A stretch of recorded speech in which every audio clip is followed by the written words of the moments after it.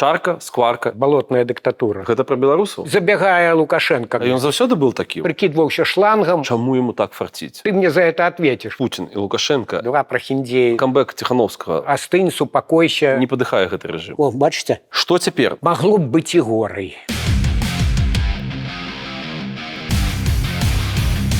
Гэта канал «Жыццё маліна», меня па-ранейшаму клічуць Мікіта Мелказёраў, і мы знаходзімся ў Варшаве. Сёння мы прапаноўваем вам размову з палітычным аглядальнікам Александром Класкоўскім. Гэта чалавек, які прыдумаў трыаду чарка, скварка, інамарка, вучыў палітычнай аналітыцы Артёма Шрайбмана, ну і таксама катаўся на белай ніве з Александром Лукашэнкам.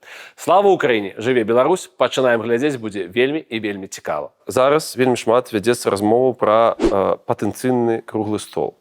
Як вы лічыце, ці гэта сапраўдна магчымая бліжэйшая перспектыва, ці гэта, проста калегам трэба пра нешта пісаць цікавае? Я думаю, калі коротко адказваць, што ў агляднай перспектыве гэта немагчыма. Найперш таму, што гэта не патрэбна Лукашэнку, і амерыканцам, вось гэтым людзям Трампа, яны вырашаюць пэўныя прагматычныя задачы на сённяшні дзень. Але глядзіце, гэтыя дэмакратычныя сілы, яны, як і ўсякія палітыкі, яны арыентуюцца на палітычную кан'юнктуру. На мой погляд, вось гэтыя штабы палітычнай эміграцыі, найперш каманда Ціханаўскай, яны зразумелі, што можна ўбудавацца вось у гэты працэс, які пачаўся паміж камандай Трампа і афіцыйным Мінскам. Што можна неяк заняць нішу і заявіць пра сваю суб'ектнасць. І яны закінулі туды ў Вашынгтон вось гэтую ідэю нацыянальнага дыялогу. Прычым трошкі яно вельмі няўдала, кульгава выглядала. Я заўважыў адразу, што Ціханаўская пачала гэта фармуляваць некалькі тыдняў таму. Вось там інтэрв'ю нейкае было, ці палітыку, ці яшчэ нейкаму выданню. Гэта неважна, але давайте вось як было гэта ў Польшчы ў 1989 годзе. Вот вы мне патлумачце, калі ласка, як чалавек, які больш за той жыў у той час, чаму кульгае гэтае параўнанне? Не тое, што жыў, я нават ледзь не стаў акупантам. Бо я быў на зборах якраз у 80-м годзе, і калі там у Польшчы ўся гэта каша заварылася, салідарнасць там узняла гэтыя бунты. І уначы па трывозе, партызаны там палова п'яныя, не разумеюць, што да чаго. Нас на БТРы грузяць, там ужо боекамплекты раздаюць і да заходняй граніцы. То бок ужо Савецкі Саюз рыхтаваў уварванне, інтэрвенцыю, кшталту таго, як у Чэхаславакіі было ў 68-м годзе. І місія такая, канешне, была вельмі няўдзячная. Таму настрой, хіба што там налівалі з пляшак, каб трошкі ўзняць настрой. Але ў апошні момант перад мяжой спынілі нашу калону, чад такі стаіць, я памятаю, ад гэтай саляркі. Вось, там палова не заводзілася машын, гэта да пытання пра баяздольнасць. Я думаю, што і у цяперашнім беларускім войску прыблізна так яно ўсё выглядае. Але адбой, каманда, вярнулі нас назад у казармы, і дзякуй Богу. Вось у Польшчы дасюль спрачаюцца наконт Ярузельскага злачынца, гэта ці чалавек, які ўсё ж такі ў пэўнай ступені выратаваў тады ад інтэрвенцыі. Я асабіста, я не лезу ў польскія справы, але я асабіста генералу Ярузельскаму ўдзячны за тое менавіта, што я не стаў тады інтэрвентам. Але вяртаюся да вашага пытання.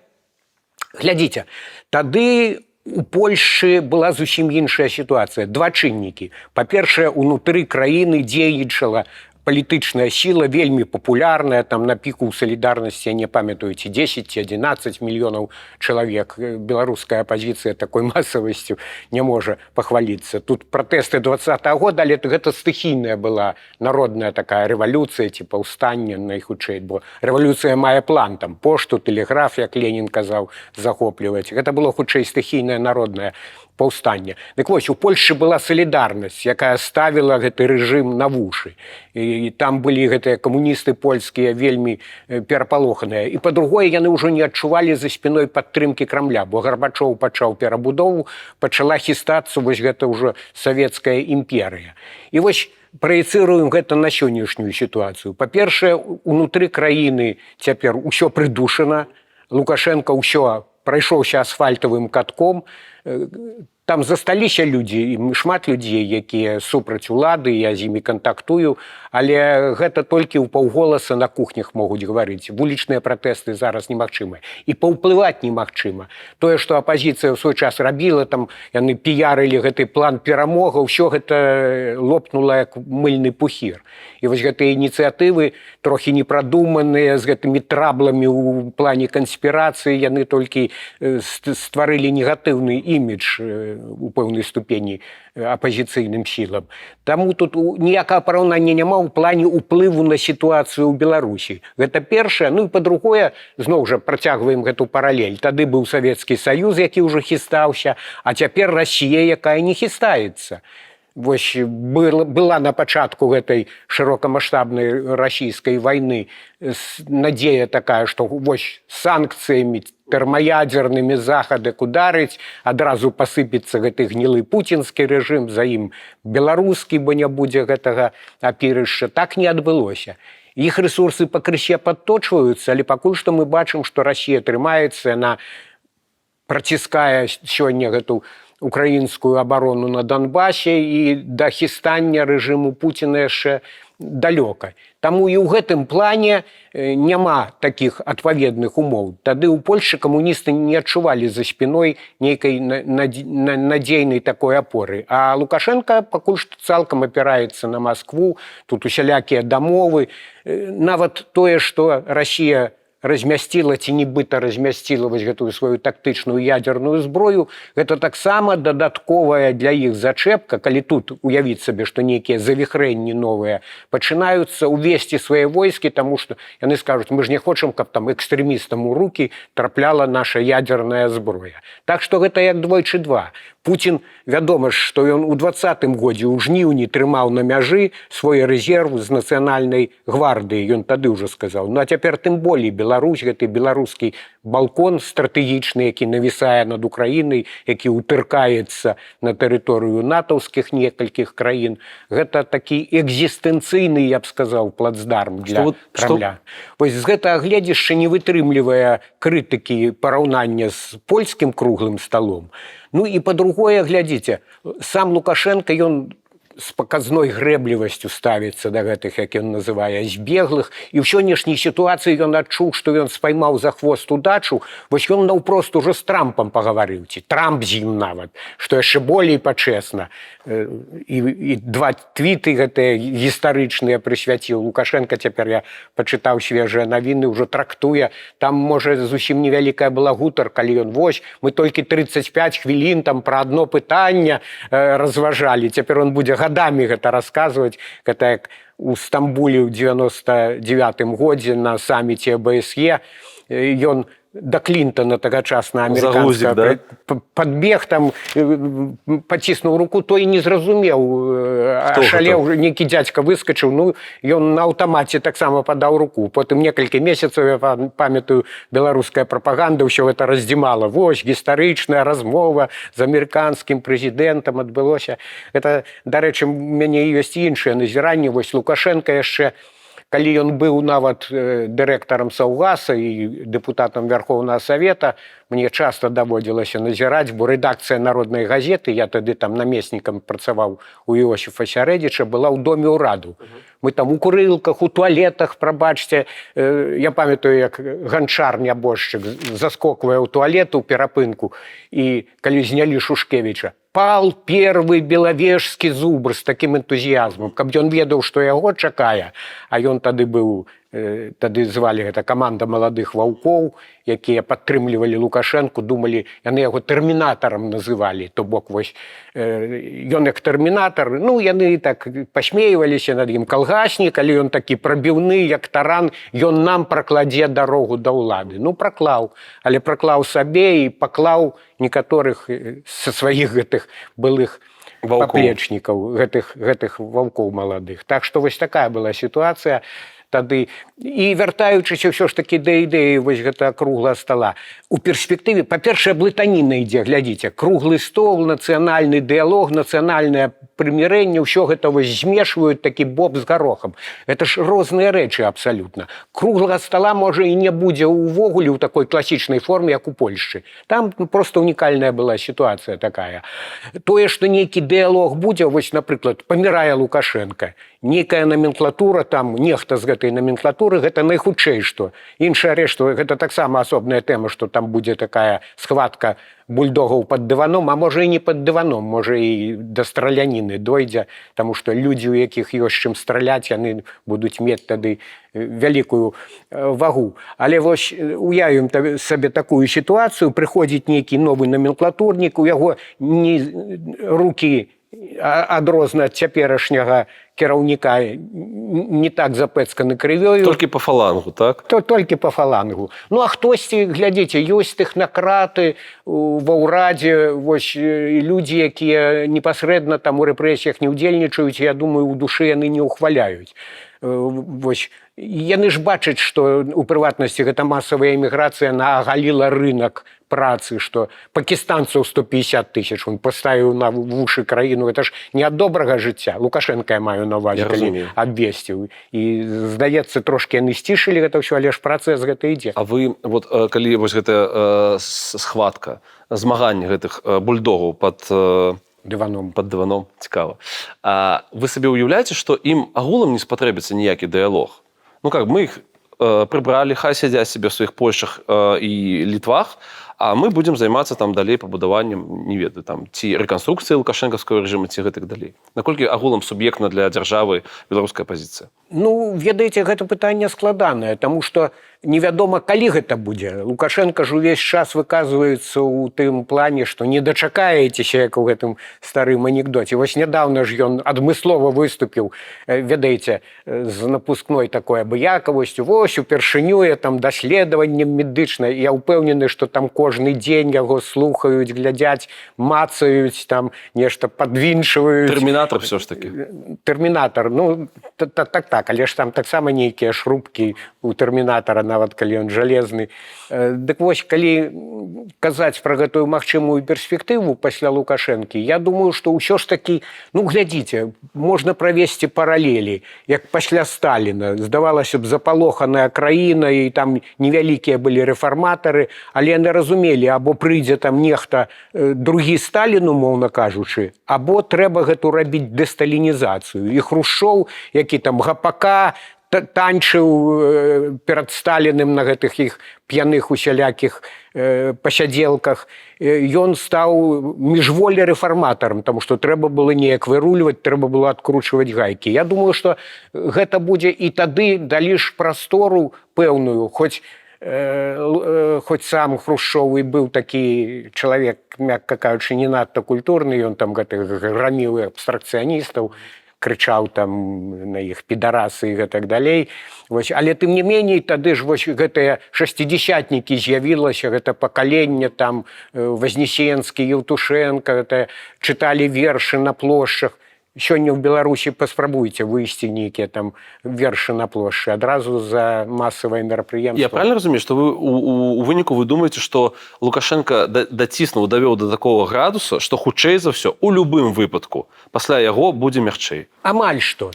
Тут я чаму кажу пра гэту схватку бульдогам пад дываном, таму што сілавікі, яны набралі пасля 20-го года вялікую моц. І заўважце, што Лукашенко нядаўна, гэта быў урачысты сход перад гэтым афіцыйным днём незалежнасці, 1 ліпеня.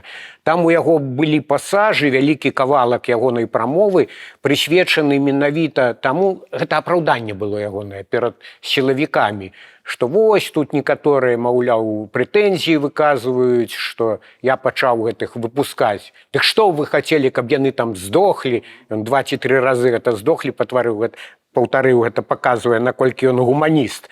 Бо там жа Наталля Эйсмент, ягоная прэс-сакратарка, вось з гуманных меркаванняў, з'яднання сям'і пра Ціхановскага. 5 гадоў іх не хвалявала уз'яднанне сям'і, а тут раптам яны гэтым загарэліся. Таму наконт гуманізму тут, я думаю, усё ўсім добра зразумела. Ну, але вось сілавікі набралі моц, і цяпер вось тое, што ён перад імі апраўдваецца, трошкі танцуе на задніх лапках, так, паказвае, што ён пабойваецца. Гэтыя людзі 5 гадоў трушчылі там, ламалі хрыбты людзям, здзекаваліся, катавалі, і гэтак далей яны ўвайшлі ў смак. Яны атрымліваюць добрыя рэсурсы, яны там зорачкі на пагоны атрымліваюць. І калі раптам у іх кавалак працы адымаюць, гэта, ну, пасля таго, як яны каралямі сябе адчувалі, яны падумаюць, сёння вось змяншэнне рэпрэсіяў, выпуск палітзняволеных, а заўтра пачнуць крайніх шукаць. Ён настолькі зойдзе ўжо ў сваім братанні з гэтымі заходнімі імперыялістамі, што нечыя галовы паляцяць, трэба будзе нейкіх ахвярных казлоў шукаць. Ну і казлоў такіх багата можна знайсці. Так што вось ён пабойваецца сілавікоў, і ў гэтым плане, наколькі ён можа пайсці адкручваць гайкі, бо Бог яго ведае. Іншая рэч, што ёсць кланы, некалькі кланаў, вось гэтыя умоўныя тэхнакраты, Турчын цяперашні, вось прэм'ер, пра яго някепскія такія водгукі, як пра гаспадарніка, не таго старога крэпкага хазяйственніка, а як памяркоўнага рыначніка. У іншых умовах, я думаю, што ён мог бы разгарнуцца. І ёсць такі ястрабіны клан, вось усе гэтыя сілавікі, ну, вядомыя асобы, якія таксама будуць змагацца. І тут таксама пытанне, таму што ёсць жа розныя сілавыя структуры, паміж якімі ёсць канкурэнцыя. Тут пытанне пра тое, наколькі Віктор Лукашенко гэта адзін таксама з імаверных наступнікаў. Хаця да яго стаўлення у Лукашэнкі старэйшага нейкае, я б такое сказаў, насцярожанае. Некалі ў свой час сказаў, што Віктор не гатовы яшчэ да палітычнай ролі. І цяпер не бачна, каб ён яго прасоўваў. Наадварот, нейкі час таму ён яго адхіліў ад пасады свайго памочніка па нацыянальнай бяспецы, паставіў, як вядома, на алімпійскі камітэт, засунуў у цень. Калі б ён яго рыхтаваў як свайго пераемніка, то лагічна было б на нейкую болей відную, таму што нацыянальны алімпійскі камітэт, вядома ж цяпер, пад санкцыямі гэтыя спартоўцы, і гэта вельмі няўдзячная цяпер місія выпрошваць, каб кудысьці там нават без сцяга беларускага пусцілі там і гэтак далей.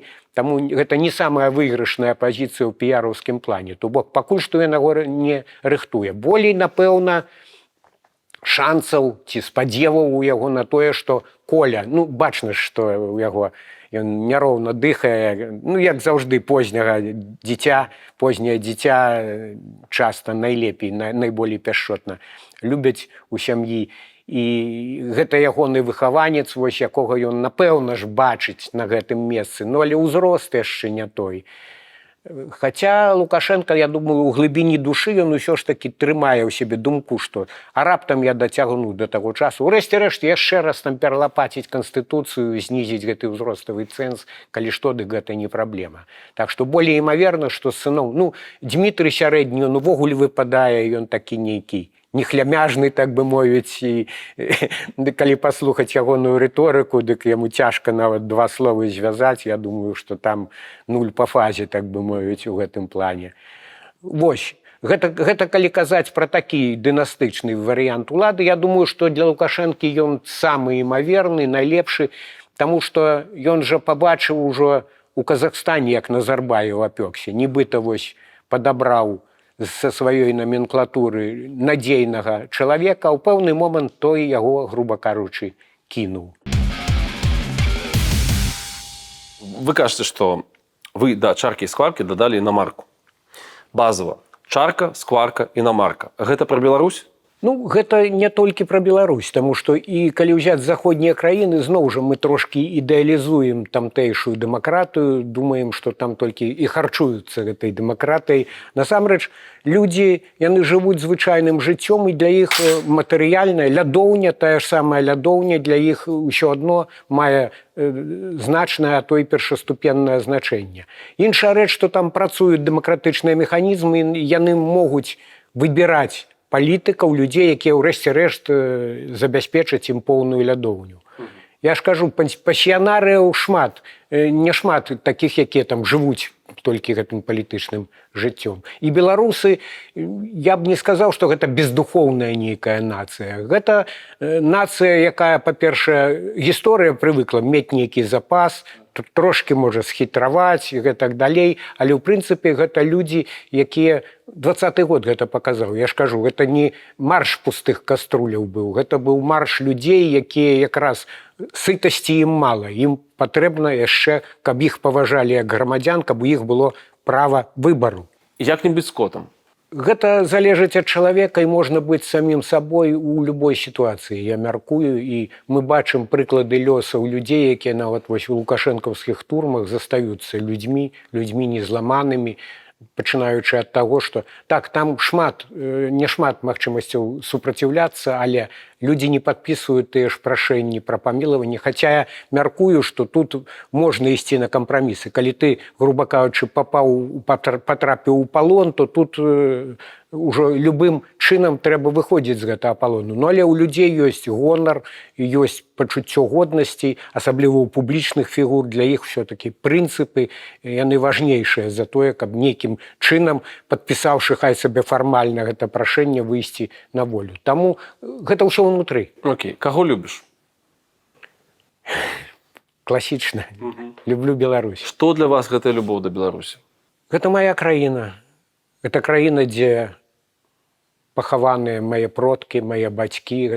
І вось гэтая сувязь з продкамі, я яе адчуваю. Гэта не проста ўзнёслыя словы, таму што, напрыклад, мой прадзед Вацлаў, ён патрапіў у сталінскія лагеры ў свой час. Просты селянін, але ён выступіў супраць калектывізацыі на сходзе, узняўся і наіўны быў проста чалавек, ён не думаў, кажа, нічога з гэтых вашых калхозаў не будзе. Ну, яго ўпяклі, тройка судзіла і гэтак далей. Чалавек пайшоў моцным мужиком, вярнуўся, я памятаю, знясілены такі, памятаю, мяне цукерачкамі, падушачкамі частаваў яго, трэсліся рукі. Вось так скалечылі жыццё чалавеку. А ягоны сын, мой дзед, там некаторыя ў Расіі дзеды ваявалі, хоць невядома, дзе вашы дзеды былі. Мой дзед сапраўды быў кулямётчыкам чырвонай арміі, ён загінуў у баі ў 44-м годзе, прыкрываў адыход роты, і вось там і скончыўся ягоны жыццёвы шлях. Так што, бачыце, вось на прыкладзе адной сям'і. Адзін у сталінскіх жорнах загінуў, другі ў жорнах вось гэтай вайны, якую таксама два таталітарныя правадыры фактычна развязалі. І тым не меней, вось гэта мая радзіма. І хай яе горкая гісторыя, хай і сёння яна нейкае проста шалёнае нешанцаванне. Здавалася б, беларусы столькі адпакутавалі, яны заслужылі лепшы лёс. А вось, калі ласка, прыйшоў гэты чалавек, прыйшла эпоха лукашызму, і цяпер у цэнтры Еўропы будуецца нешта такое ўжо болей падобнае на паўночную Карэю. І ўсё ж беларусы выжывалі ў самых такіх неспрыяльных абставінах. І гэта нейкія, можа, і не лепшыя рысы характару спарадзіла, але разам з тым яна зрабіла гэтых людзей вельмі дужымі, вынослівымі, адаптыўнымі, калі хочаце. Нават тыя, хто трапіў у эміграцыю, ім дапамагае вось гэтая прыроджаная нейкая ці засвоеная ад продкаў уменне адаптавацца, выжываць у розных сітуацыях. І таму я думаю, што патэнцыял у нацыі ёсць, і ўсё ж такі я часта нейкія раблю прагнозы песімістычныя, як многім здаецца, хоць яны рэалістычныя і збольшага, на жаль, яны спраўджваюцца, але па вялікім рахунку нейкі ідэалізм у мяне ўсё ж такі жыве, я веру, што насуперак усяму ўсё ж такі Беларусь захаваецца, і урэшце, хай, можа, не мы, але наступныя пакаленні беларусаў ўсё ж такі будуць сапраўды жыць у нармальнай, заможнай, свабоднай краіне. Лягчэй сэрцу стане, калі што? У сённяшняй сітуацыі гэта цяжка. Іншым разам проста трэба адключацца. Калі адключыцца? Таму што спадзявацца, можна нейкія казаць узнёсныя словы, вось, калі там падзе дыктатура, не хачу гэтым займацца, гэтым шмат нашыя займаюцца правадыры палітычнай апазіцыі, грашаць гэтай рыторыкай, якая ўжо многіх не закранае, а просто раздражняе. Таму просто пераключацца. Для мяне, калі чыста прагматычна, я разумею, што вось усё, чытаць усё гэта, мне ж даводзіцца паводле амплуа свайго як палітычнага аналітыка вывучаць усе гэтыя плыні свядомасці, якія генеруе Лукашенко іншым разам шмат гадзін. І да мяне тады пачынаюць з іншых медыяў званіць, адкаментуй, бо яны ведаюць, што я даслухаў усё гэта да канца, я ведаю там кожную фразу, кожную тыраду, але гэта вельмі няўдзячная праца, гэта трэба малако за шкоднасць выдаваць, ну я кефір болей люблю. І тады іншым разам просто трэба пераключацца. Трэба у лазню схадзіць, трэба там на ровары праехацца, трэба паплаваць і гэтак далей. Я вось за кошт гэта, ну і нейкія фільмы. Як не дзіўна, я гляджу не высокаідейныя, а баевікі нейкае такое мачылава, просто каб пераключыцца на нейкі экшн, каб трошкі нейкага адреналіну. Людзі на балоце, гэта пра беларусаў? У пэўнай ступені так. Але ну гэта нейкае трошкі таксама прызямленне. Беларусь, я таксама ў свой час, здаецца, запусціў гэтую метафору, што балотная дыктатура. І балотная рэчаіснасць у вас яшчэ ёсць. Балотная рэчаіснасць такая. Вось гэта жыццё сярод балотаў, хоць я ж кажу, я сярод узгоркаў вырас, таму у мяне і характар трошкі, магчыма, іншы. Ну, але большасць так, сярод лясоў, сярод балотаў, гэтыя людзі, яны стагоддзямі прывыклі, па-першае, гэта не так ужо кепска, таму што з аднаго боку, вось, дрымучыя, там сядзяць недзе на сваім хутары і гэтак далей, але з іншага боку, гэта прывучала выжываць, знаходзіць магчымасці нейкія, узаемадзейнічаць з прыродай, быць з ёй на «ты». Урэшце захоўвацца проста падчас усялякіх навалаў. Таму я лічу, што вось гэтая балотная беларуская рэчаіснасць, яна мела і свае нейкія станоўчыя рысы і працавала якраз на загартоўку такога, ведаеце, устойлівага і моцнага беларускага характару, той натуры, якая можа выжываць у розных абставінах. Калі загляне сонца ў наша ваконца? Ну, гэта ўжо трошкі састарэлая рыторыка. Я думаю, што вось у свой час, канешне, беларускі народны фронт, ён шмат зрабіў дзеля таго, каб вось узараць мазгі людзям. Усё ж гэта ляжыць, як і ў мяне. Вось уся гэта беларушчына яна была, але потым горад там, вось, быць у трэндзе, ўсё такое, гэта.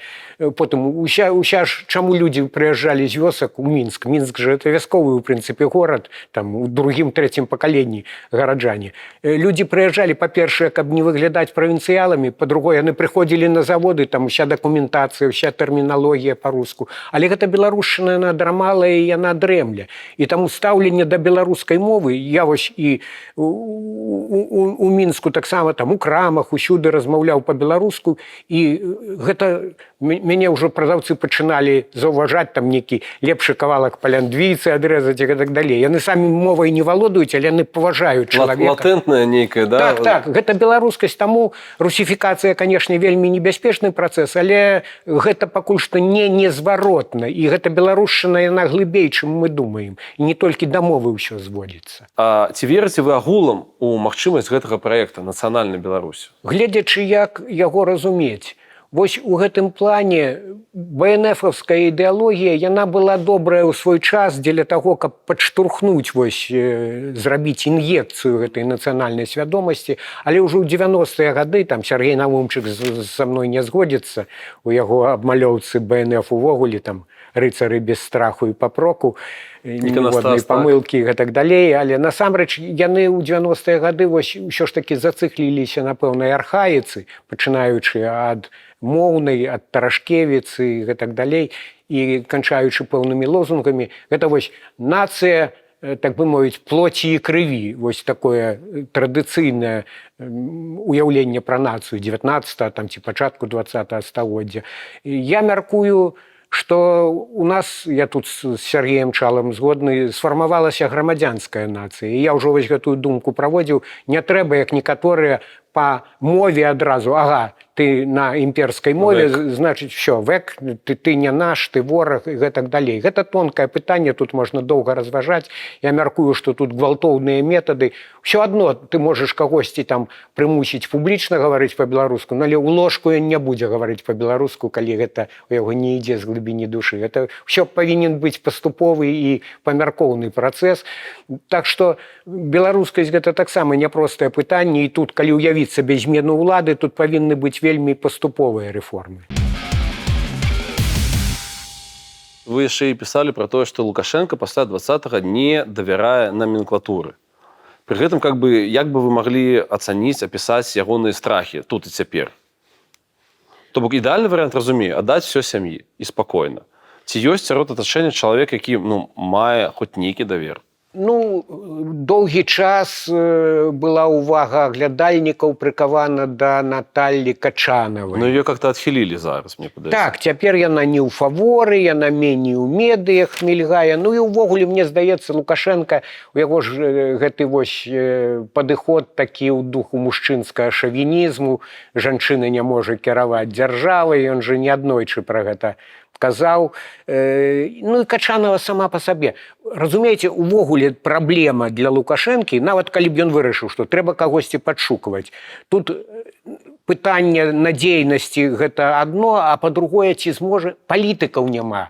Ён жа некалі сам сказаў, у краіне павінен быць адзін палітык. Ён так і зрабіў. Іншыя гэта функцыянеры. І тая ж Качанова, так, яна дысцыплінаваная функцыянерка. Наталья Івановна, едьце туды, вырашыце тое і гэтак далей. Я памятаю, яна нават ездзіла ў свой час, нейкі там цыганскі быў бунт у Магілёве. Яна прыбірала за Шуневічам. Так, за Шуневічам, так, сапраўды. Таму ён кідае на нейкае вырашэнне. Але гэта разрульванне нейкіх кейсаў такіх прыватных. Кіраваць краінай проста, я не ўпэўнены, што ёсць нейкія навыкі, нейкі досвед. І Лукашэнкі яшчэ тэрмаядзерная энергія. Тут трэба аддаць належнае. Над ім часта кпяць, часта пасмейваюцца. Гэта, дарэчы, падвяло і старую апазіцыю. Я памятаю, калі толькі Лукашенко да ўлады прыйшоў, смяяліся і цытавалі ягоную жонку, якая там засталася на яго малой радзіме, якая сказала тады з народнай газеты, з'ездзіў карэспандэнт да яе, яна такая простая жанчына, і дала інтэрв'ю, і ў прыватнасці яна сказала, што мой жа Сашка нідзе болей за 2-3 гады не затрымліваецца. Гэта вядомая фраза. І тады ўсе кпілі, цытавалі гэта. Цяпер бы сказалі, мем такі з'явіўся, тады яшчэ гэтага слоўца не было. А ён, бачыце, па крыще, ўсіх падмяў, усіх гэтых сваіх паплечнікаў, былых гэтых маладых ваўкоў, вырашыў з імі пытанне, таму што там сапраўды і Ганчар, і іншыя, і Захаранка, это былі харызматычныя асобы, той жа Карпенка Геннадзь, якога я таксама някепска ведаў, які таямніча загінуў. Так што ён хуценька разабраўся з усімі, і вось гэта такое паблажлівае стаўленне, яно потым кепска агукнулася апазіцыі гэтай старой. Ён яе маргіналізаваў, і шмат гадоў нейкія яны генеравалі ўжо ў сваім вось гэтым гета пустыя лозунгі. Калі сталі пра гэта размаўляць, як бы вы ацэнілі сённяшнюю форму беларускай апазіцыі? У якім яна стане? Скажу так, магло б быць і горай. Таму што ўсё ж такі адбудавалі структуры, вельмі добра выглядае дыпламатычны фронт, заходні вектар, вось гэтыя сустрэчы Ціхановскай. Іншая рэч, што чым далей, тым болей, мне здаецца, яны ў такую рытуальную уже нейкую сферу пераходзяць, таму што ўсё цяжэй і цяжэй нейкія вырашаць пытанні. Пытанні я маю на ўвазе практычныя. На санкцыі, хоць гэтыя заклікі гучаць пастаянна, скажам шчыра, што беларуская апазіцыя не вельмі ўплывае. Гэта заходнія краіны прымаюць, і ў іх свае меркаванні. Вось цяпер, калі Трамп, напрыклад, зварыць кашу з Лукашэнкам, дамовяцца яны пра нейкі варыянт, чэнж такі, ты выпускаеш 1300, а я там на калійку і на твае банкі здымаю санкцыі, дам табе запчастак для твайго Боінга, каб ты не баяўся лётаць, все такое. Вось. І што, і апазіцыя, хоць ты трэсні, тут ніяк не паўплываеш на гэты працэс. Давайте на фантазію пытання. Што вы думаеце? Это вельмі фантазійна. Калі сапраўды гэты 1300 адначасова выходзіць, што будзе? Не выйдуць адначасова. Амаль што можна дакладна прагназаваць. Гэта немагчыма нават тэхнічна, з лагістычных і іншых Ну, вы не меркаванняў. ўяўляеце сабе гэты караван філасофскіх аўтобусаў? Гэта будзе партыямі, я думаю. З дзвюх прычын. Па-першае, як я ўжо сказаў, гэта цяжка арганізаваць адразу такую вялікую колькасць. Гэта ж трэба і дакументацыю падрыхтаваць, таму што гэта пенітэнцыярная сістэма, гэта ж вялікая бюракратыя. Это ж не проста выпхнулі там і ўсё. Трэба ўсе адпаведныя паперкі і гэтак далей. Лагістыка, транспарт. Па-другое, Лукашенко будзе ўсё гэта дазаваць. Таму што ён будзе чакаць, што яму дадуць наўзамен. Ён жа таксама разумее, што гэта тавар, і кожная галава жывая, яна каштуе пэўных саступак з таго боку. Вось цяпер якраз затармазіўся гэты працэс, таму што ёсць такія непаразуменні паміж бакамі, мне здаецца. Амерыканцы, можа, думаюць, што пасля таго, як Трамп пазваніў, дык ужо гэта такі царскі падарунак, што Лукашенко павінен цяпер ужо ўзяць і ўсіх выпусціць. А Лукашенко, ён у апошніх прамовах некалькі разоў даў зразумець, што мяч на тым баку. І ягоныя падначаленыя, там, Валянцін Рыбакоў, дыпламаты і іншыя, таксама, што гэта вуліца з двухбаковым рухам. Нават Черчилль у свой час гэта сказаў. А ці дапускаеце вы, што Лукашенко агулам не адрэагуе? Таму што вы таксама ў сваім тэксце пісалі, і мне падаецца, што это важна, што 15-го в Truth Social Трамп робіць заяву і робіць акцэнт на 1300. 16-го нічога, 17-го ён паўтараецца. Ну, а это как бы, ну, Трамп, глыбіна, а тут нейкі там правінцыяльны дыктатар. Ёсць верагоднасць таго, што не адкажа Лукашенко на гэтыя запрашэнні? Ну, ўсё ж болей шансаў, што ён адрэагуе, я думаю. Таму што для яго гэта гістарычны, так бы, момант. Вось апазіцыя шмат гаворыць пра акно магчымасцяў, а тут для яго нечаканае акно магчымасцяў. Ён, я думаю, ўжо быў час, што змірыўся з тым, што ён ізгой, толькі будзе ў Кітай там лётаць, у Манголію. А тут такое шчасце. Так. Слухайте, а вы для сябе разумееце? Я разумею, вельмі ірацыянальная гісторыя. Чаму яму так фарціць? Ну, сам ён верыць, што яму Бог спрыяе. Гэта, ну, у него вельмі асаблівы Бог, мы памятаем, там все на свеце памяшана. Так, праваслаўны атэіст, але тым не меней ён верыць у сваю зорку. Ну, я не надта веру ў гэтыя рэчы.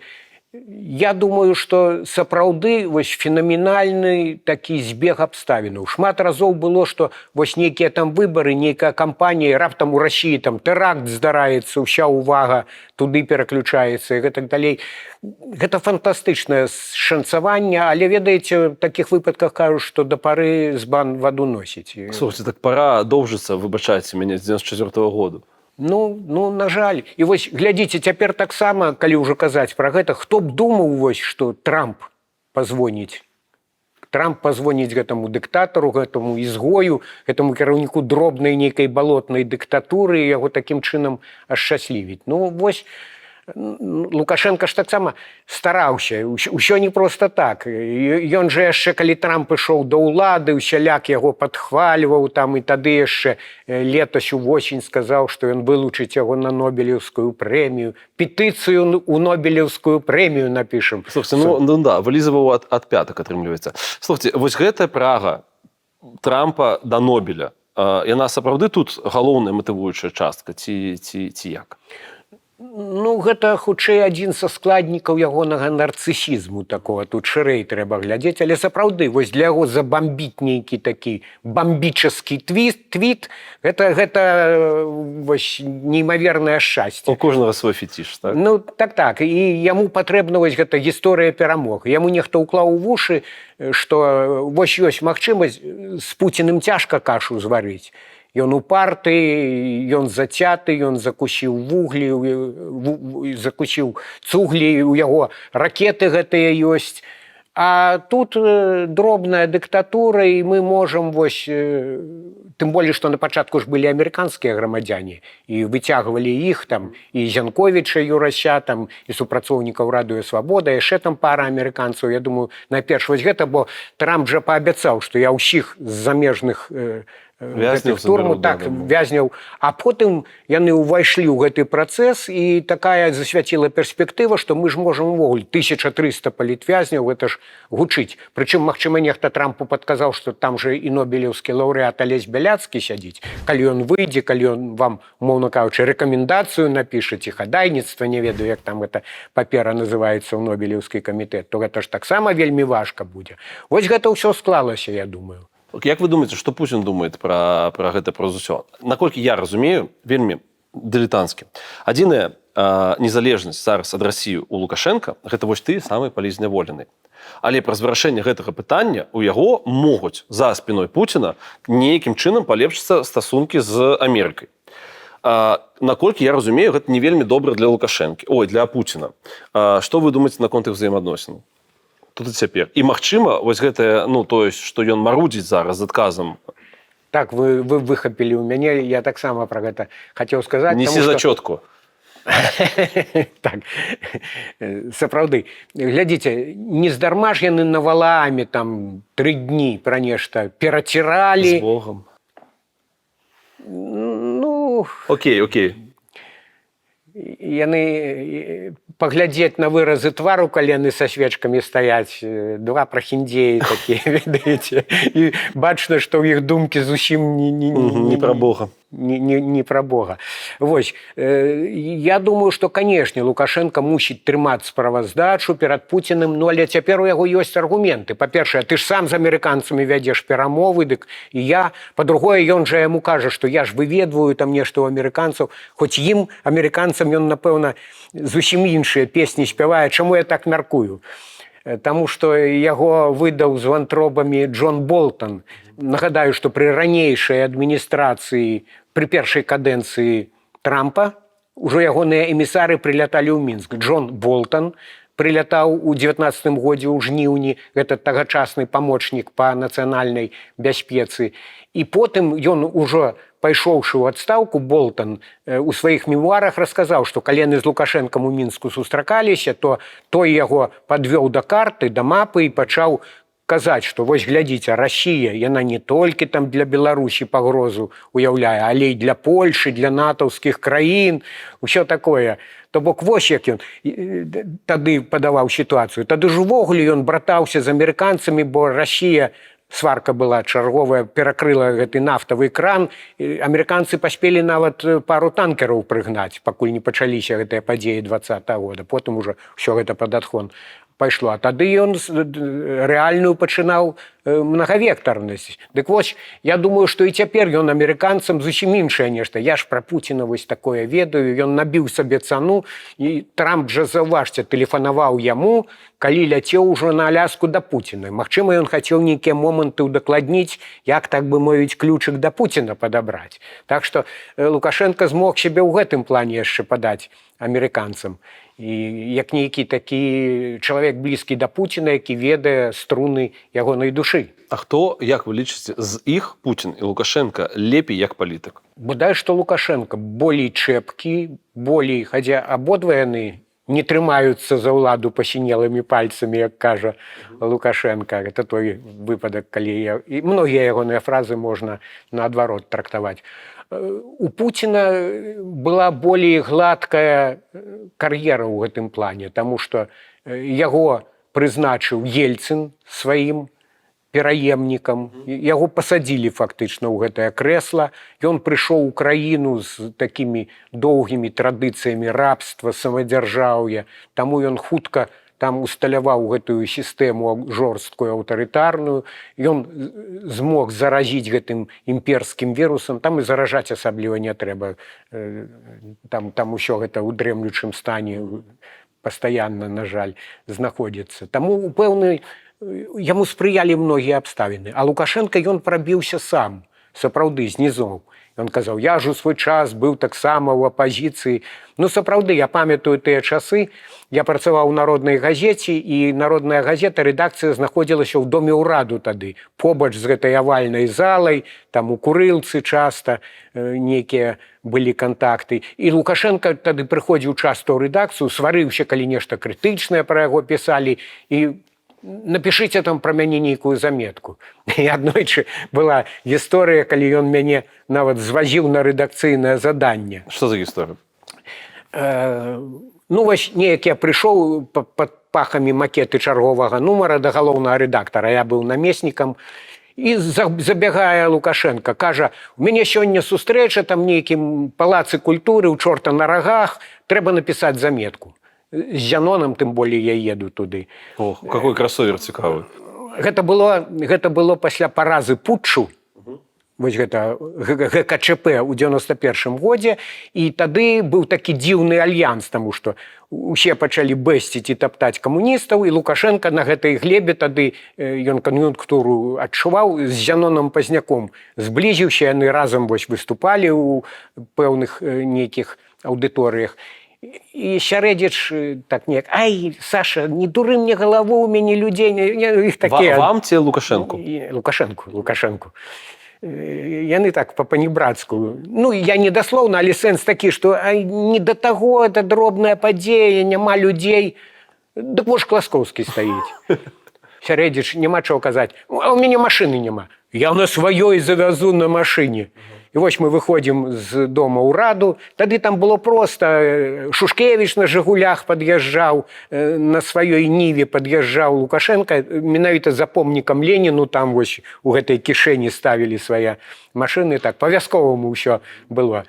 Белая Ніва, здаецца, была. Лукашенко адчыняе мне дзверы, кажа, ну, прабач, машына калхозная, малая, ну, але з ветрыкам даедзем. Ну, я не даслоўна цытую, шмат гадоў прайшло, але вось менавіта так, праехалі, ўсё нармальна, выступілі, нейкая жанчына там усё чаплялася, крытыкавала іх, такая рэтраградная жанчына. Потым за кулісамі, я памятаю, Зянон Станіславович кажа, яна, мусіць, усім незадаволеная, пачынаючы ад свайго мужа. Лукашенко, яму гэты жарт спадабаўся, га-га-га. То бок, вось такія, цяпер гэта нейкай, здаецца, фантасмагорыяй. Але Лукашенко памятае, заўважце, ён іншым разам падхвалівае Зянона Пазняка. Чаму, дарэчы? Ну, найперш... Сантымент? Ну, ёсць і сантымент, і пазіцыя па санкцыях. Вось нядаўна ён згадаў, што усе там крычаць «узмацняйце санкцыі», а Зянон малайчына ў гэтым плане. Але я думаю, пэўная роднаснасць душ тут таксама прысутнічае, таму што і Пазняк аўтарытарна кшталту чалавек. Ён дастаткова нецярпімы, ён максімаліст і гэтак далей. Калі ўявіць сабе прыход да ўлады Пазняка, то я не ўпэўнены, што надта быў бы дэмакратычны рэжым. А ён заўсёды быў такі вось? Радыкальны. Заўсёды быў такі радыкальны, нават і аўтарытарны, я б сказаў. У мяне быў такі эпізод, калі я з ім зрабіў інтэрв'ю, я рызыкаваў, таму што была ж гэта фармальна камсамольская газета, і мяне тузалі... У вас было дзіўнае стаўленне, дзіўнае становішча ў перабудову, таму што «Знамя юнасці», якую вы рэдагавалі, гэта газета, якой учредитель, как это, заснавальнікам якой быў камсамол. А вы пры гэтым, на гэтай вольнасці, гэты камсамол крытыкавалі. То бок, ну, па сутнасці, вы свайго боса і крытыкавалі. Не толькі камсамол, а ўсе з'явы тагачаснай рэчаіснасці, ўсю гэту гнілую камуністычную сістэму. І бярэце вы інтэрв'ю ў спадара Зянона, і што? Бяру інтэрв'ю у Зянона, рыхтую матэрыял, ён бярэ на вычытку, назаўтра ці ён, ці нехта з ягоных там падначаленых прыносіць тэкст, я гляджу, нічога не засталося ад маіх пытанняў, а ён упісаў тое, што яму там хацелася. А ён і пытанні свае впісаў? Так, і пытанні, і адказы, там нешта пра Салжаніцына, ён тады з ім заеўся, і гэтак далей. Можа, і гэта былі слушныя рэчы, але гэта было, ну, каб ён падняў падчас інтэрв'ю, а так гэта ўжо была падмена, і мне, як прафесіяналу, было, ну, неяк незразумела гэта ўсё. Я кажу, давайце ўсё ж такі шукаць нейкі кампраміс. Не толькі так, або ніяк. І ўпёрся, і так не выйшла. І я шкадую, што не выйшла тое інтэрв'ю. Хацеў вас, ну, Александр Лукашенко, пра якога мы, на жаль, ці это аб'ектыўна сёння так шмат размаўлялі, любіць хакей. Наколькі я разумею, ваш від гульнявога спорта гэта футбол? Ну, у маладосці я гуляў, потым я стаў баяцца траўмы, вось, таму што заробкі не такія вялікія былі ў незалежных журналістаў, гузакоў было шмат, і я разумеў, што калі я выйду са строю, то просто сям'ю не будзе надта чым карміць, таму я ўжо стаў пазбягаць траўм з цягам часу, там і трошкі з хрыбетнікам пачаліся праблемы, вы ж ведаеце, па цвёрдым пакрыцці, калі гадзіны-2 пабегаеш, тады поўзаеш 3 дні. Таму я пераключыўся на іншыя віды спорту. Цяпер у мяне гэта ровар, ну трошкі воркаутам займаюся, ну ўжо з улікам свайго ўзросту. Ну, яшчэ 10 разоў магу падцягнуцца. Окей, глядзіце, наконт футбола хацела я вас запытаць. Шмат хто з калегаў нашых мне распавядалі, што ў той час, пакуль Михаил Падаляк мог жыць у Беларусі, ён таксама ў вашых катках в футболе з'яўляўся. Ці былі ў вас нейкія перакрыжаванні і сустрэчы? Так. Мы гулялі на адной закрытай пляцоўцы і, ведаеце, калі казаць пра футбол, у мяне непрыемныя ўспаміны засталіся, таму што гуляў ён, ну, подла, грубо кажучы, падсечкі рабіў некалькі разоў. Мяне аднойчы ён давёў падчас матча, разы 2 ён мяне так падсек, і потым я яго ўжо ў нейкім эпізодзе так даволі жорстка плячом сустрэў. Там было ў межах правіл, але яму, натуральна, не спадабалася. І ён нейкую такую фразу кінуў, кшталту: «Ты мне за это ответишь». Увогуле ён так пыхліва выглядаў і, здаецца, нават не ўтойваў, што ў яго брат там у ФСБ працуе вось такімі сувязямі. Ну і ўвогуле пра ягоную працу такія хадзілі размовы. Ён, здаецца, і ў Гайдукевіча паспеў папрацаваць, і ў газеце Андрэя Клімова, то бок, ну, там, дзе ганарары былі. Прычым мог забабахаць паласу на нейкую тэму, в якой плаваў абсалютна. Мяне смяшыла, напрыклад, як ён нешта пра ядерную зброю, і ён двойчы напісаў «ружейный плутоний» замест «оружейный». Ён думаў, што это ружы нейкія, мусіць, зараджаюць. Ну, калі такого кшталту памылкі, то пра якую кампетэнцыю можна гаварыць. Хаця ён чалавек таленавіты, пісучы і гэтак далей. Дарэчы, калі пра Падаляка яшчэ казаць, мяне вось, шчыра кажучы, дзівіць, цяпер жа ён дарадца офіса Зяленскага, і ён, наколькі я разумею, адказвае за беларускі кірунак. І вось у тых такіх халаднаватых стасунках паміж афіцыйным Кіевам і камандай Ціхановскай, мне здаецца, што вось гэтыя кансультацыі таксама маюць сваю магчымасць. Увогуле, гэта асобная тэма, вось гэтыя закіды з боку украінцаў у духу, чаму вы ракеты не лавілі ў 22-м годзе і гэтак далей. Я некалькі разоў у публічных дыскусіях схопліваўся, так бы мовіць, ну, патэтычна кажучы, за гонар беларусаў уступаўся. Таму што, па-першае, калі на тое пашло, трэба спытацца ў украінцаў, а хто ў вас самы папулярны быў замежны палітык да 22-го года? Лукашенко з вялікім адрывам, і многія там, я сам, будучы ва ўкраіне, гэта чуў: о, каб нам такого гаспадара і гэтак далей. Потым яны пабачылі, які гаспадар. Па-другое, не трэба забывацца і пра рэйкавых партызанаў, якім там калені прастрэльвалі, і пра полк Каліноўска, таму, і што людзі ў 22-м годзе выходзілі, ўжо ведаючы, што іх адразу ж звінцяць і пасадзяць на шмат гадоў. На гэта не трэба заплюшчваць вочы, таму пляваць на беларусаў не трэба у гэтым плане. Ну, але вось, калі такія людзі сапраўды фармуюць беларускую палітыку ў офісе Зяленскага, то, ну, мне застаецца толькі развесці рукамі. Слушайте, наконт вось тых часоў, і з кім вы перасекаліся, я чытаў пра тое, што вас крытыкаваў Федута. Наконт Федуты, так. Па-першае, Федута паспрыяў таму, што мяне знялі з пасады галоўнага рэдактара «Знамені юнасці». Гэта была перабудовачная газета, і мы фактычна з камсамольскага органа зрабілі антыкамуністычнае выданне. Прычым гэта рабілі мы паэтапна. Тут жа фішка была ў тым, што гэта гарбачоўская перабудова зверху ішла, з Масквы. У Беларусі кіраўніцтва партыйнае было вельмі кансерватыўнае. Алеся Адамовіч тады назваў Беларусь вандэяй перабудовы. Але яны пабойваліся. Я, калі што, прыкідваўся шлангам, калі мяне выклікалі, тады такі Савелій Паўлаў, нябожчык, кіраваў аддзелам прапаганды ЦК партыі, ён мне там званіў па вяртузцы: «Зайдзі». І пачынаў мяне там за нешта чыхвосціць. Што гэта вы сабе дазваляеце? Я казаў: слухайце, пленум жа быў, вось Михаил Сергеевич сказаў: свежы ветер пераменаў, галоснасць, усё такое. Мы ж в гэтым кірунку, мы ж генеральную лінію падтрымліваем. пык-мык, ну, нічога надта. Яны пабойваліся. Цэнзура ж яшчэ працавала, галоўліт так званы. І мы ўсе палосы перад тым, як палосы, хто не разумее, старонкі газет. Калісьці без гэтага вось было, і без гэтага. Так. Дык вось, я ж яшчэ застаў часы, калі лінатыпы былі, ўсё гэта. Ну, у меня таксама друкаваныя СМІ, спецыяліст у галіне друкаваных СМІ. Дык вось, гэтыя палосы мы заносілі ў галоўліт, і яны павінны былі паставіць штамп. А іншым разам не ставілі, а казалі, вось калі пачалася чарнобыльская праблематыка, і мы пісалі вострыя артыкулы, што ўлады хаваюць маштаб праблемы, што людзей падстаўляюць пад гэты радыяцыйны удар і гэтак далей, патрабавалі здыміце гэты, ці там выкрасліце нейкі абзац. Я упіраўся рогам, кажу, а што тут няправда? Гэта ж праўда, гэта ж вось там так, дазіметры паказваюць такі ўзровень радыяцыі, вы можаце гэта аспрэчыць. Сіпелі, як змеі падкалодныя, але баяліся браць на сябе адказнасць. Вось такі быў парадаксальны перабудовачны час, і пакрысе мы вось дамаўляліся, таму што былі табуяваныя тэмы, і мы, каб не адразу дражніць гэтых быкоў, дамаўляліся ў рэдакцыі. Сёння мы напішам пра прастытуцыю, бо, як вядома ж, у Савецкім Саюзе сексу не было афіцыйна. І мы пісалі пра прастытутак, якія там на 100-метроўцы стаяць ад цырка да абеліска на плошчы Перамогі. Вось адна заваёва. Потым мы там на 23 лютага робім артыкул, што не было там ніякай перамогі Чырвонай арміі, наадварот, яны ўцякалі там ад немцаў гэтыя атрады, што фэйкавае свята фактычна. Ну і гэтак далей.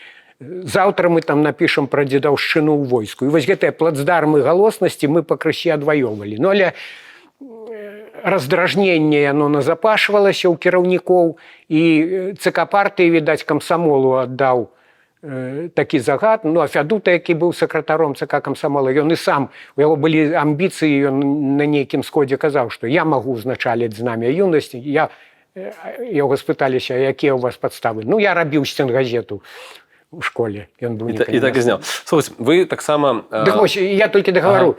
І Фядута быў адным з тых людзей, якія ўзнялі пытанне пра маё адхіленне, і пленум ЦК камсамола мяне адхіліў.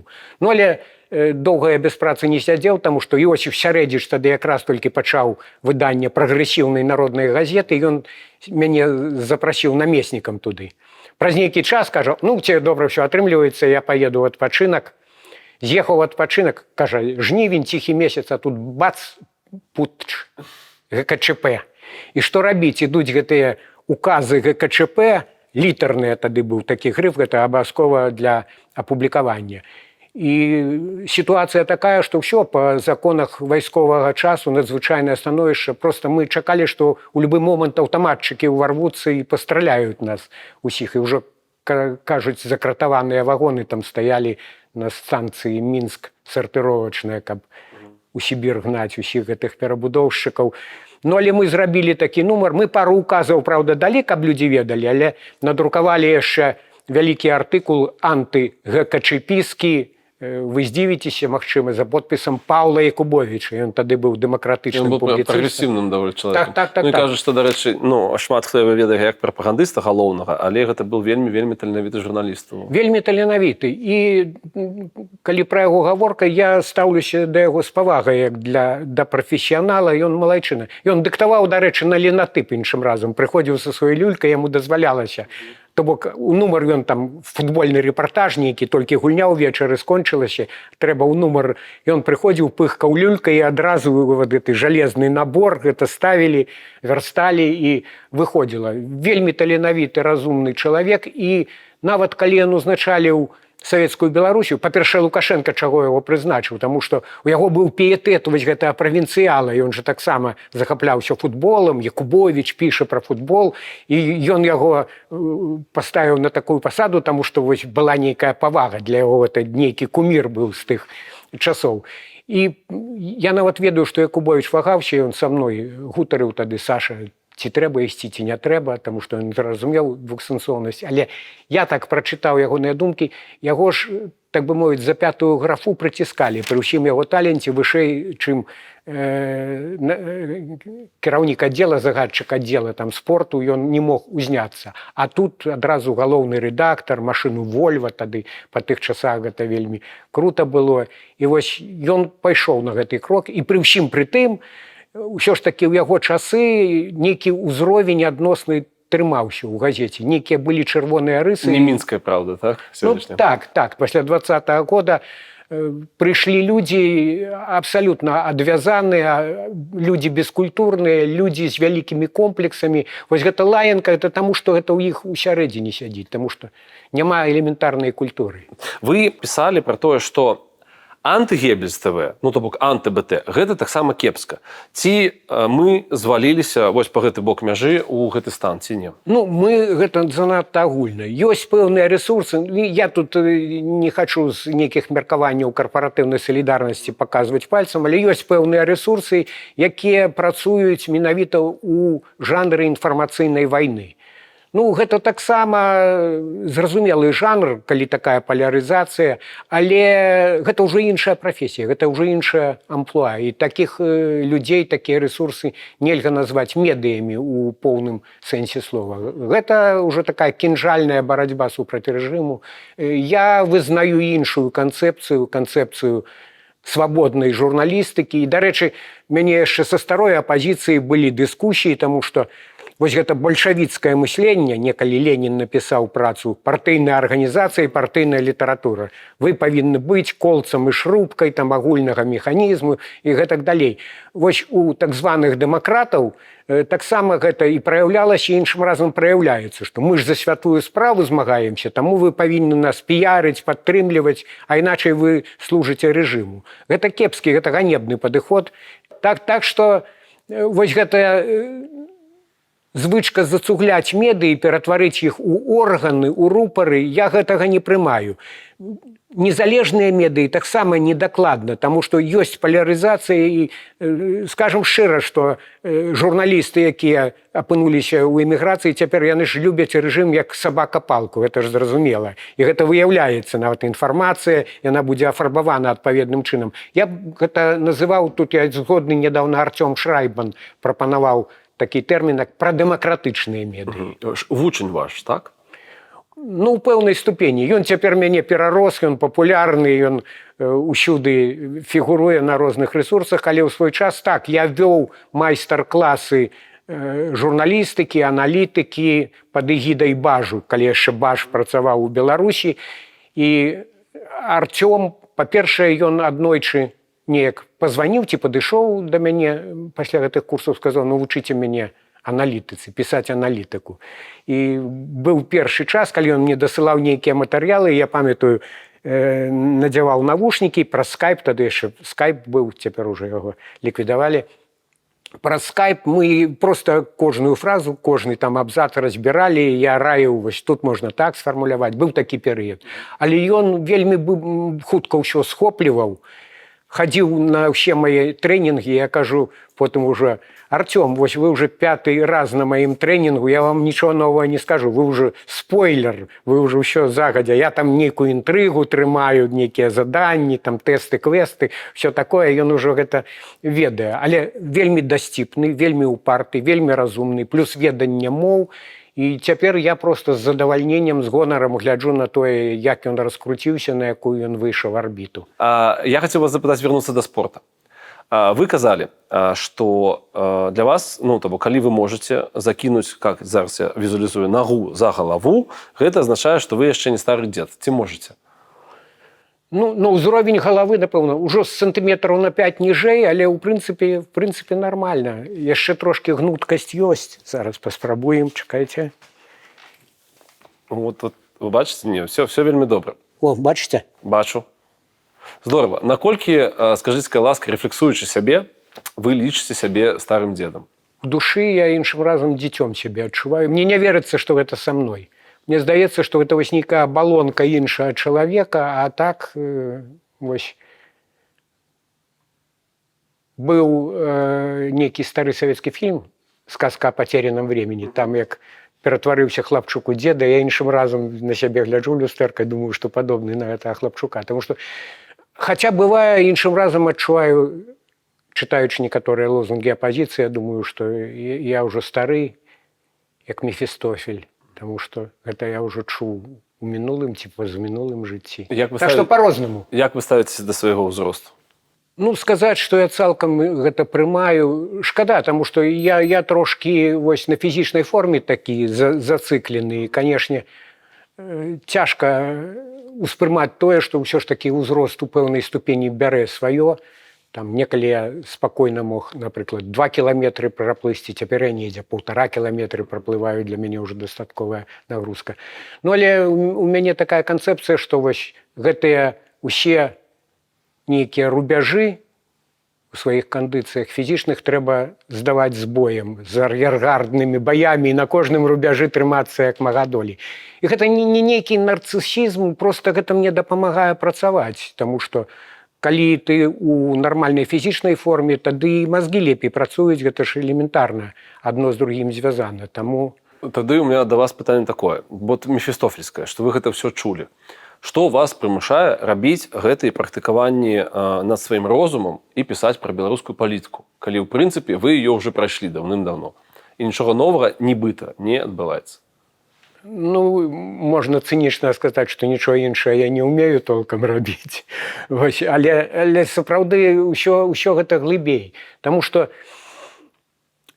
я сапраўды за столькі гадоў, напэўна, пэўны досвед, пэўныя назіранні маю і магу лічыць, трошкі, можа, не сціпла, што я вось з гэтай вышыні магу рабіць нейкія болей дальнабачныя, болей мудрыя ацэнкі. Напрыклад, мне было бачна, што пасля 20-го года спазняецца гэта новая апазіцыя. Ну, гэта умоўная назва, таму што там АГПшныя былі людзі і цяпер дасюль працуюць у камандзе Ціхановскай. Але ўсё ж такі тады старая апазіцыя збольшага была ў Баку ў 20-м годзе, прыйшлі вось гэтыя неафіты, умоўна так іх назовем. Яны спазняліся. Вось гэта была падстава, калі яны ў кастрычніку ці ў лістападзе 20-го года, калі ўсё ўжо ішло на спад, абвесцілі гэты страйк.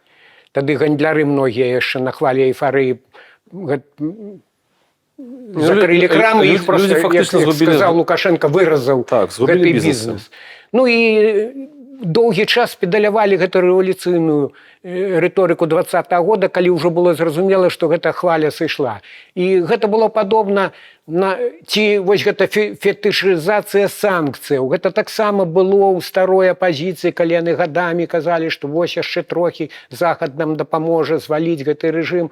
Хаця было зразумела, што ўсё, гэта ўжо шлях да маргіналізацыі. Ну, вам цікава? Ну, то бок вы ж распавядаеце мне пра рэчы, якія вы па, як мінімум, другому колу, Можа, і па 10-м. Можа быць. Ну, гэта як і жыццё. Мы ўсё ў жыцці робім шмат разоў, але ж гэта... Жыццё гэта тое, што тут і цяпер. І гэта кожны раз па-новаму. Ты ў тую ж самую раку не ўваходзіш зноў.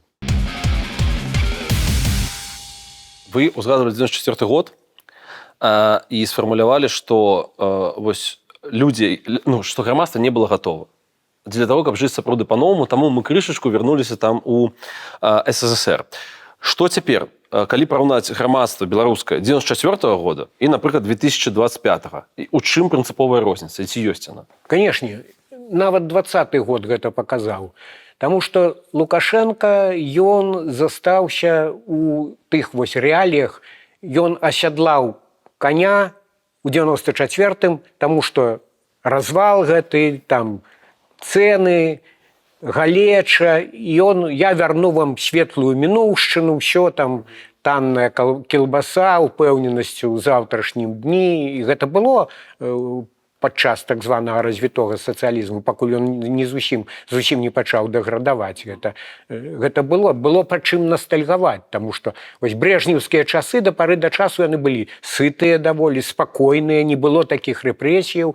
І для многіх гэта вёска стала, я сам з вёскі, стала добра жыць. Я памятаю, вяселлі там на 120 чалавек рабілі, гэта ж добрыя грошы павінны былі, там усё ракой лілося. Так што ў параўнанні з пасляваеннай галечай гэта быў сапраўды вялікі прагрэс. Вось на гэтым тады згуляў Лукашенко, Але прайшлі гады, а ў яго, заўважце, ён нават на побытавым узроўні, ён бурчыць, што ў школе не вучаць гэта, трэба, каб касілі людзі. Сёння ўжо не трэба касіць, сёння ўжо не трэба там араць гэтым плугам, а яму здаецца, што вось працоўнае выхаванне, і ён жа так грэбліва, што тыцкаюць таму гэтыя айфоны, плафоны свае. Ён не разумее вось гэта новае пакаленне лічбавай эпохі.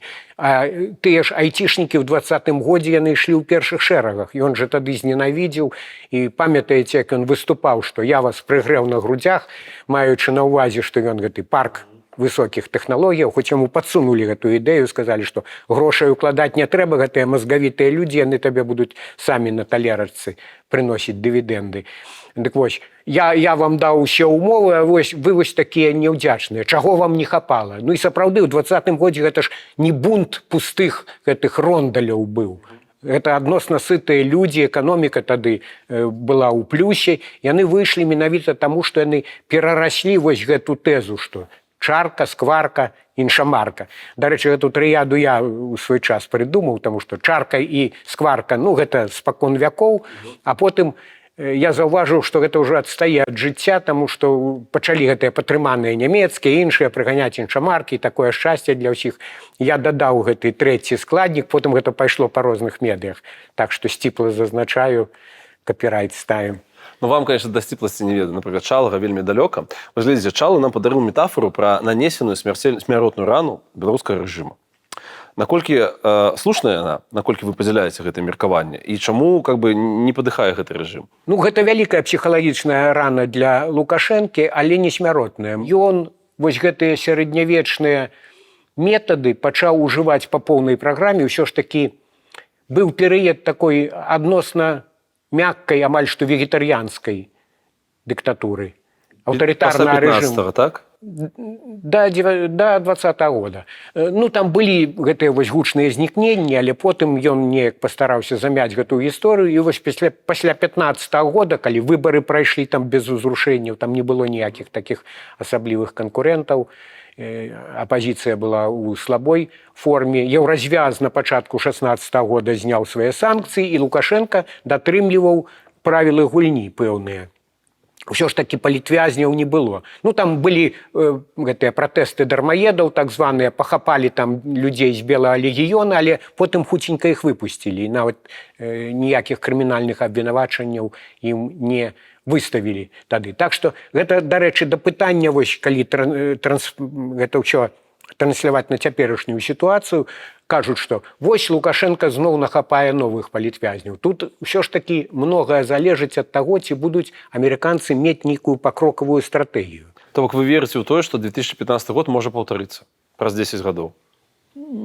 Пры Лукашэнку наўрад ці, таму што колькасць пераходзіць у якасці, ягоная сістэма ўжо па многіх параметрах стала такой таталітарнай. Не цалкам, таму што выпадае адно звяно ідэалогія, ён сам прызнае, што ніякай ідэалогіі няма, але ёсць падабенства ідэалогіі, то бок проста накідаюць лаяльнасць.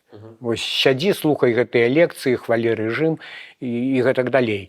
Але ўсё ж рэжым стаў настолькі жорсткі. Вось гэта, я вяртаюся да вашага пытання, псіхалагічную траўму ён атрымаў моцную. Ён і раней у перыяды нейкай адлігі казаў, што мяне проста ванітуе ад гэтай дэмакратыі. Ну, але ён трываў, таму што была надзея, што неяк усё ж такі ён з Еўропай навядзе масты. А пасля 20-го года ён ужо пераканаўся, адступаць яму няма куды. Так 15-го года не будзе? Не будзе, але калі амерыканцы здолеюць, Европа як сябе павядзе, не ведаю. Магчыма, яны таксама ў гэтай фарватару будуюцца, калі яны ўбачаць, што Трамп ужо зняў санкцыі і увогуле ідзе замірэнне там і гэтак далей. Ну, мы лепшую мадэлюем сітуацыю, то, магчыма, і еўрапейцы пойдуць у гэтым фарватары. І вось калі Лукашенко будзе зацікаўлены, ён можа ва ўсякім разе зменшыць маштаб рэпрэсій. Таму што, скажам шчыра, людзей запалохалі на гады наперад. Вось калі будуць там хапаць не сотнямі, а адзінкамі, ўсё адно гэтыя кейсы будуць гучаць, і ўнутры Беларусі будзе засцярога, будзе страх выходзіць на вуліцы там і неяк публічна дэманстраваць сваю нязгоду з рэжымам. Таму ён можа зменшыць маштаб рэпрэсій. Можа там адміністрацыйныя нейкія арышты і гэтак далей. Я не веру ў вегетарыянства рэжыму, але ў тое, што нейкія стымулы, нейкая зацікаўленасць могуць прымусіць Лукашэнку вось гэты рэпрэсіўны імпэт прыглушыць, я думаю, што гэта цалкам магчыма. Пры ўсім пры тым ён усё ж такі кантралюе сілавікоў, яны там, можа, не вельмі будуць задаволены, але ніякага бунту змовы сілавікоў не будзе, таму што ён таксама розныя гэтыя ведомствы трымае пад перакрыжаваным кантролем, яны адзін на аднаго там даносяць і гэтак далей, таму змова наўрад ці выспее. У гэтым кантэксце, скажыце, ласка, наколькі слушнае пытанне пра любоў беларусаў да Лукашэнкі? Ну, ёсць лукашысты,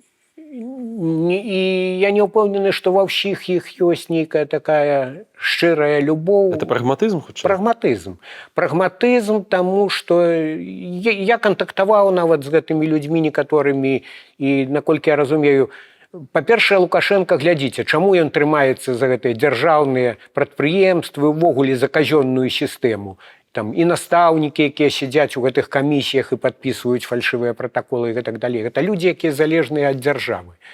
Пачнуцца гэтыя рэформы, і дзе яны апынуцца, невядома. Тыя ж пралетарыі, вось у 2020 годзе там былі спробы нейкія страйкі зрабіць, але хутка задушылі гэта на прадпрыемствах, там спецслужбы. Вы, дарэчы, пісалі пра гэтую гісторыю з МЗКТ, маўляў, што яму ў 2020 годзе сказалі «Уходи», ему сказали же, да? Так. Тады. І што ў 2025 годзе, нібыта, няхай пад вялікім слоем перайманняў, але гэта захоўваецца. Я правильно зразумеў вашу думку? Калі шырэй казаць, не проста пра МЗКТ. Пра людзей, пра беларусаў, безумоўна. Пра Беларусь, канешне. Зноў жа, я ж кантактую, падтрымліваю сувязь з вялікай зямлёй, так бы мовіць, і я разумею, што гэтыя людзі, ну, яны як людзі рацыянальныя, сёння яны не камікадзы, ісці на барыкады, ісці на амбразуру. Паспрабавалі ў 22-м годзе, вось тады, памятаеце, быў рэферэндум праз некалькі дзён пасля гэта ўварвання ва ўкраіну, калі Пуцін пачаў гэты свой бліцкрыг, і тады выйшлі даволі шмат людзей, тады 1200, здаецца, затрымалі. Гэта быў такі крок адчаю. Вось пасля гэтага ўжо выступаў няма, бо зразумела, што адразу скруцяць у бараноў рог. Але тое, што погляды вось гэтай часткі людзей, прагрэсіўнай прасунутай часткі беларускага грамадства не змяніліся, а такіх людзей у Беларусі ўсё шмат засталося. Гэта для мяне несумненна. Гэта ўсё дрэмля, і гэтыя людзі таксама нейкія, так, гэтыя ранейшыя структуры грамадзянскай супольнасці, яны разгромленыя або выціснуты за мяжу, але нейкія нефармальныя супольнасці існуюць. Яны там спортам займаюцца, нейкія культпаходы робяць, і гэта тусоўкі людзей, якія адзін аднаго без лішніх слоў разумеюць. І ўсё ж такі цалкам разбурыць вось гэтыя гарызантальныя сувязі Лукашенко не змог. І гэта ў свой час таксама спрацуе. Вы таксама апісалі гісторыю пра нейтралу. Па-рознаму можна фармуляваць. Не ведаю, там тутэйшы, напрыклад, таксама нейкі сярэдні народ. Іх наяўнасць і, адпаведна, змаганне за іх, на які бок яны пайдуць. Наколькі яно зараз актуальна і наколькі агулам добра, што у нас ёсць гэтыя нейтральныя людзі? Гэта ў любым грамадстве. Гэта так званае электаральнае балота, гэта устойлівы тэрмін, і гэта нармальна. Пасіянарыя у іх у любым грамадстве няшмат. Паглядзіце на Еўропу, тут большасць жыве таксама, хаця мы кажам, што тут вось такая ўжо сталая, развітая дэмакратыя, але палітычных актывістаў няшмат. Астатнія сядзяць, п'юць піва, там адпачываюць на лецішчах і гэтак далей. Так што гэта, ў прынцыпе, нармальна. Гэта была анамальная палітызацыя ў 2020 годзе. І шмат хто вось з гэтага балота, яны сталі такімі палітычнымі неафітамі. Таму што сапраўды яны, па-першае, убачылі свежыя фігуры, там Бабарыка, які шалёную колькасць подпісаў там залічаныя тыдні сабраў. Той жа Ціхановскі, ён тады у струмень, так бы мовіць, патрапіў. Цяпер, на жаль, не патрапіў. Ну, гэта асобная тэма. Тут не дзіўна, 5 гадоў аседзеўшы ў турме. Ён па інерцыі спрабаваў вось гэты адрадзіць. Слухайте, а камбэк Ціхановскага, мяркуючы, потому што зараз адбываецца, гэта правал? Ну, тут з одного боку хочацца карэктна неяк выказвацца. Не, глядзі, па-чалавечы, мы все вельмі рады, што чалавека дасталі з катавальні.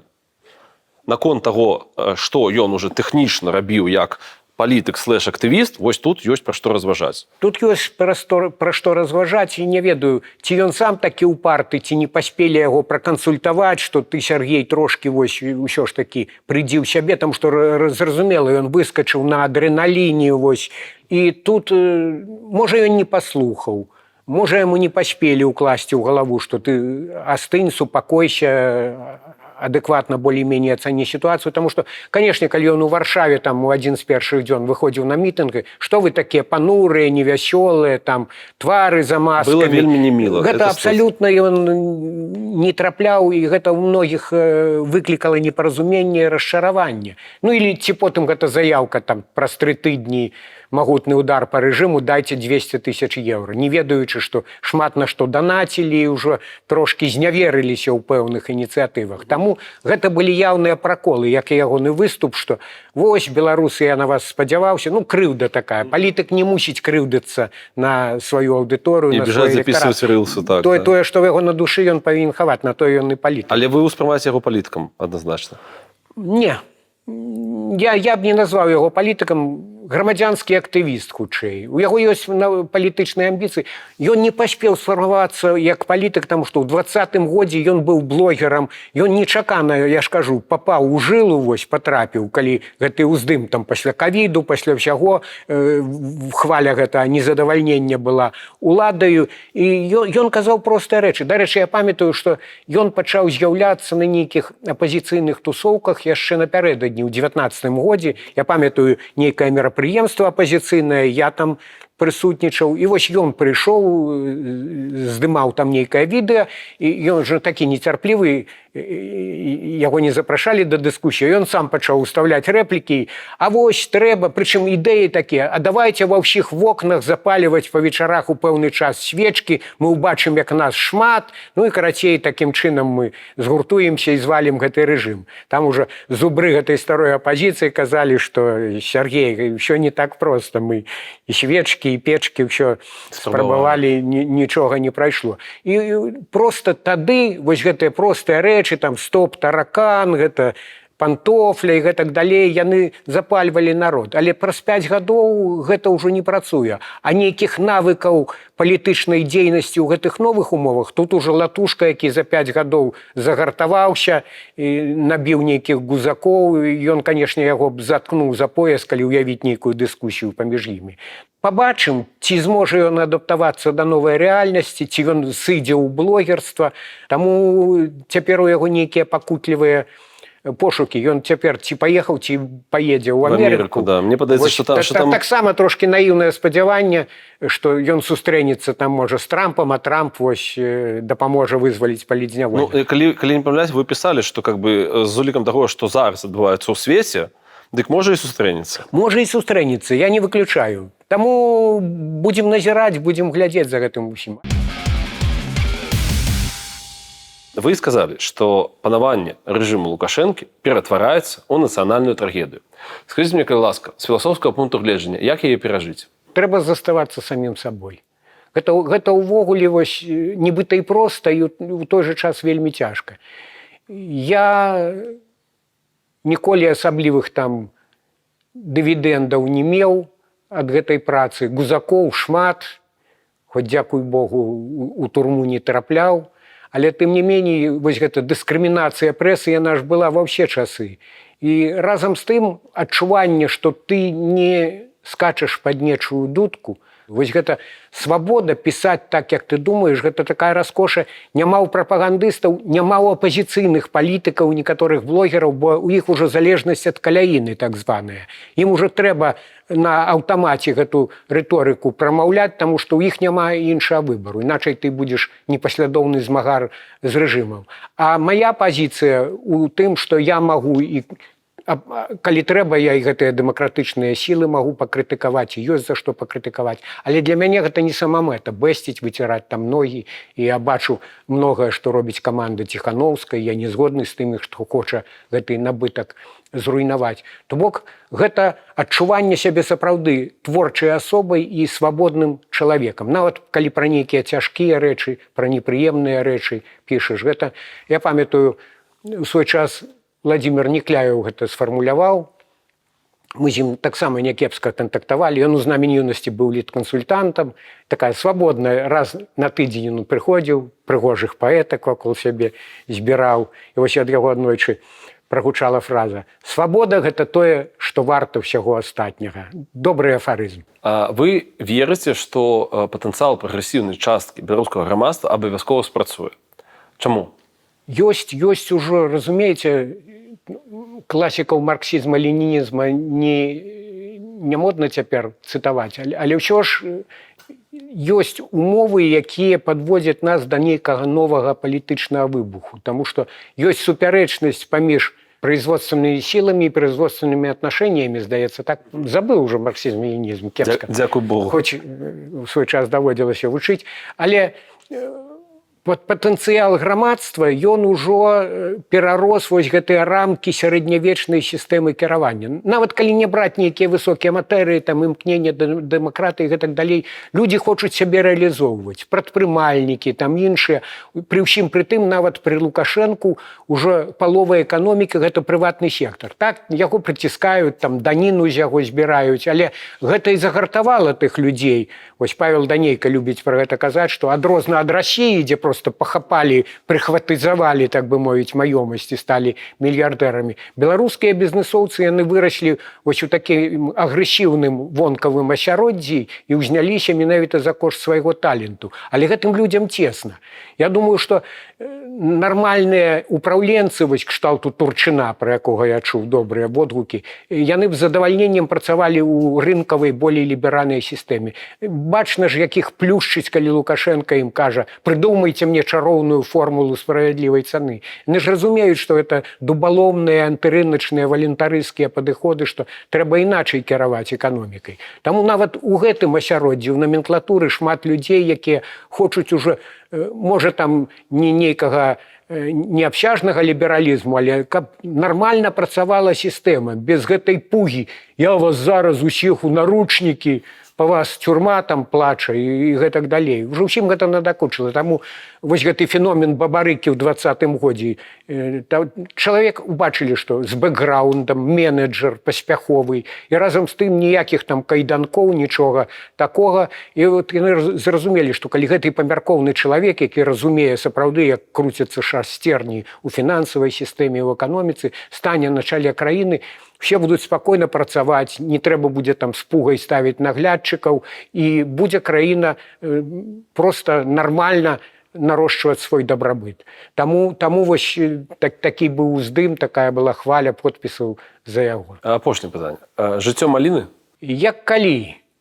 І ведаеце, драма ці трагізм нават у тым, што занадта позна, я ва ўсякім разе стары дурань, занадта позна зразумеў такую простую рэч, што не трэба гнацца за нейкай там сіняй птушкай шчасця пастаянна. Мы ж жывем заўжды, вось адкладаем на заўтрашні дзень. Сёння вось трэба гэта разгрэбсці, трэба туды падбегчы, трэба вось там засвяціцца, гэта там развязаць пытанне і гэтак далей. Хоць палову гэтых пытанняў пакінь іх, яны самі развяжуцца, і яшчэ лепей, можа, чым калі ты пачнеш іх разблытаваць. Што кожнае імгненне яго трэба проста смакаваць. Трэба проста знаходзіць у нейкіх простых рэчах вось гэтую асалоду, вось гэты смак маліны. Вялікі дзякуй, што глядзелі гэта інтэрв'ю да канца. Калі ў вас напружваюцца мазгі ад беларускай палітыкі, дык скарыстайцеся парадай спадара Александра і паглядзіце які-небудзь баевік. А пасля вяртайцеся і падпісвайцеся на яго тэлеграм-канал. Таксама падпісвайцеся на нас, калі гэта вам бяспечна, і на наш сайт-праект, які называецца «Загляне сонцам». Дарэчы, яго можна падтрымаць таксама рублём. Слава Украіне! Жыве Беларусь! Разыходзімся!